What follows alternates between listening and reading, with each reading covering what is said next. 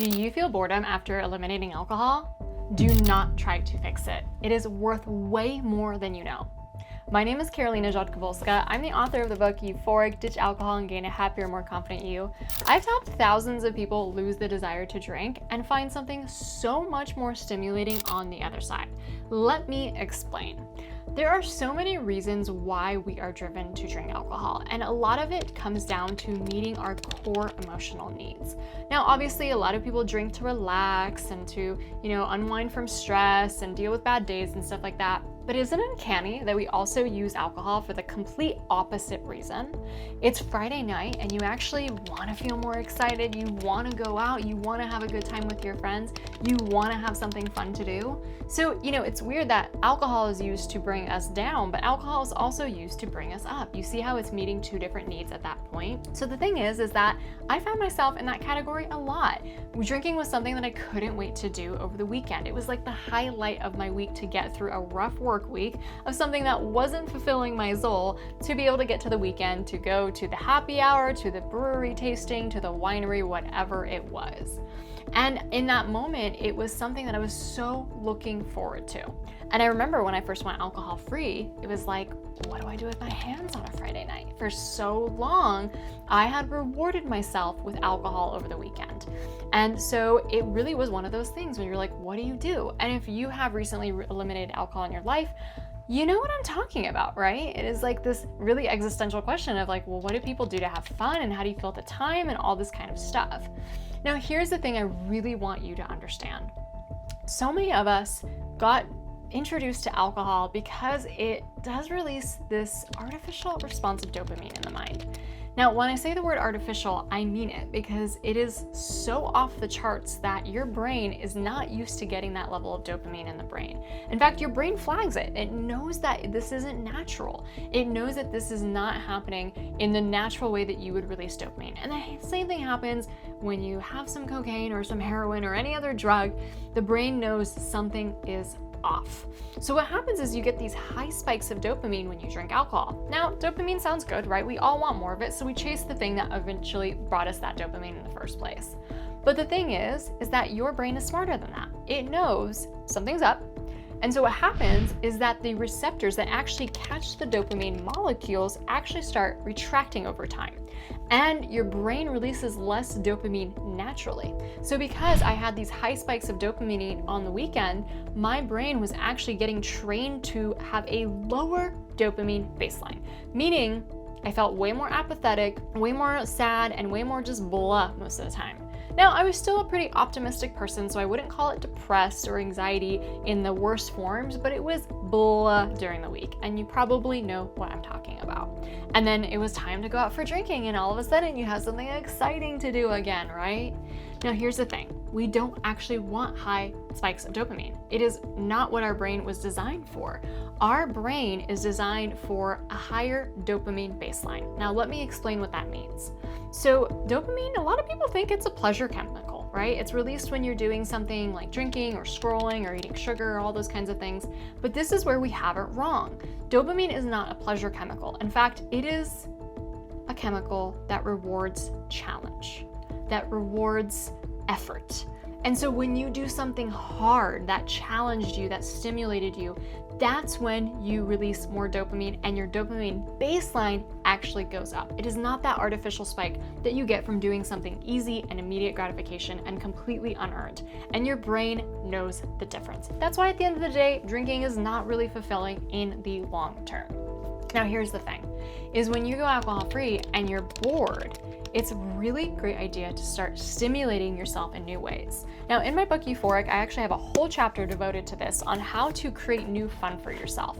And I am gonna go into that in a different video, so don't even get me started with that. But if you want to increase your dopamine baseline, you need to do something that's going to challenge you and to stimulate you. That is what your brain is actually craving. Now, when I first went alcohol free, I went to writer's workshops. You know how out of my comfort zone that was? First of all, I had a writer's block for about a whole decade and a half before that. I always wanted to write a book, but I was not the kind of person who was writing one at that point. So going to a writer's workshop felt so outside my comfort zone, and it felt like such a challenging thing to do. Do you know how good I felt afterwards? Do you know how good I felt to actually have written a lot of prose and a lot of things down after that writer's workshop? It felt amazing. I remember challenging myself to go to Zumba classes or stand-up paddleboard classes or all kinds of different things. But I really found myself with the most challenge and the most stimulation when I decided to launch my own business. I didn't even realize that that's what my brain was craving from the very get-go. Now, launching a business is obviously not the easiest thing to do, but that's where there's risk, there's reward. When you launch a business, for example, you are going to be confronted with a lot of different things. First of all, you're not going to know what you're doing. And that's the thing that people lie to you about. A lot of people think that entrepreneurs are these savvy individuals who know what they're doing and, just go out with their idea and take on the world. But actually, what really characterizes an entrepreneur is that they don't know what they're doing. They don't know what they're doing and they try it anyway.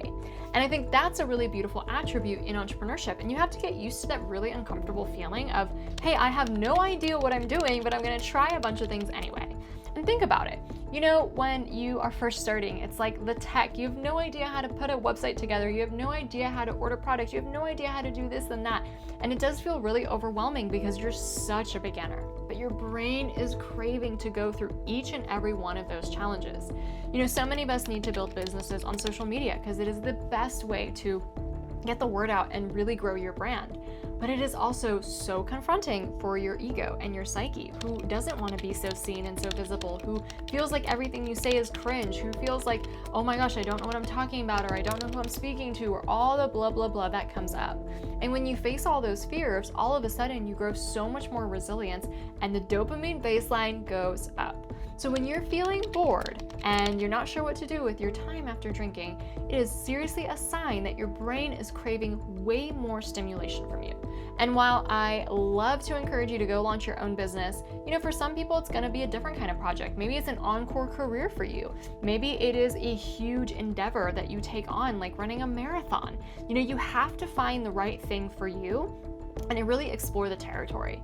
And if you already launched a business and you're going alcohol-free and you still feel bored, it's probably time to take that business to the next level, right? And it's so interesting because I have this funny saying in my community. It's tell me without telling me that you went alcohol-free. You started a business. Because not only do you crave that mental stimulation and that challenge, and that's the real natural source of dopamine that you were always looking for in a class, but also there's so many ways that your confidence and courage goes up, your risk tolerance goes up. You want to do meaningful work. I don't know how many people I've met already who literally were fine in their day jobs when they were drinking and using that to cope and numbing out. And the moment that they go alcohol-free, it's not good enough. They're basically unemployable because they want to do meaningful work. They want their own sense of autonomy. They want their own sense of freedom. They want to do something that makes an impact in the world. And that's what entrepreneurship gives you, is you get to design a business exactly the way you want to meet those qualities and those needs for yourself. For example, I went into coaching, and coaching is something I love to do. A lot of people think it's only one-on-one coaching or that you have to do it this way or that way. There's so many avenues in this path, but coaching is something that I'm so passionate about because it is the science and the art of human transformation at the end of the day.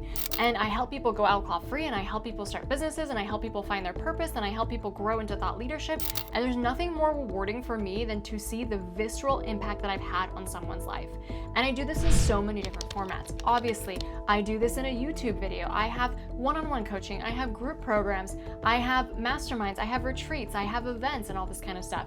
But it has been the most fulfilling work that I've ever done because it allows me to have that mental challenge and stimulation every day. And I just look into the version of myself who was so hungry to really exercise her zone of genius and exercise her brilliance, but didn't really have an avenue for that. And creativity is a huge, huge human need. And I just feel like most most professions are not allowing ourselves to express our creativity. That's why I love helping other women who went alcohol-free become coaches themselves, because they have a zone of genius, they have a brilliance, they have a past version of themselves they can easily help. And if that is you, do look below, because I have more information about my 5X certification program. If that is something you're interested in, you would graduate as a subconscious change expert in 5 separate modalities. We do a few intakes a year, so be sure to get on the waitlist so you can check out when the next intake is going to be. Okay, I hope I've inspired you to go do something new. You have the mental stimulation, the project, the business, maybe it's running a marathon. Maybe it's just challenging yourself to do something really hard. For example, in my Euphoric, the club community, we're doing in March cold plunging. So we're doing cold showers after each warm shower every single day, because that's how you raise your dopamine baseline. When you do hard things, when you do something that you weren't sure you knew how to do, you're going to elevate how much dopamine is actually getting released in your brain in a healthy way that's actually sustainable, that feels really, really good, and also prove to yourself, hot damn, I can do way more than I ever thought. I can accomplish so much more. I'm so much more capable than I ever thought. If you like this video, I'm going to be talking more about the competitive advantage you get when you go alcohol-free, how to find the one meaningful purpose that you came on this planet to express, more inspiration from our ancestors and how we can really leverage their strength to live lives that we desire, and how to lose the desire to drink in the first place. And if you're a thought leader wanting to grow a huge global brand, stay tuned, because I'm also going to be sharing more videos on how I got a 6-figure book deal with less than 5,000 followers, and more ways that I've been invited to invite myself onto stages in around the world.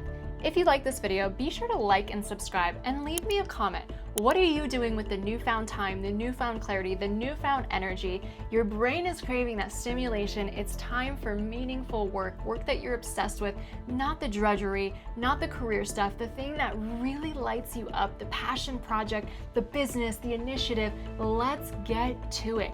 I really believe that the universe literally taps us on the shoulder, invites us to go alcohol-free, because we have such a huge purpose, because of the meaningful work we're meant to express in the world. You are a genius. You have a zone of genius, and you're meant to share that out with the universe.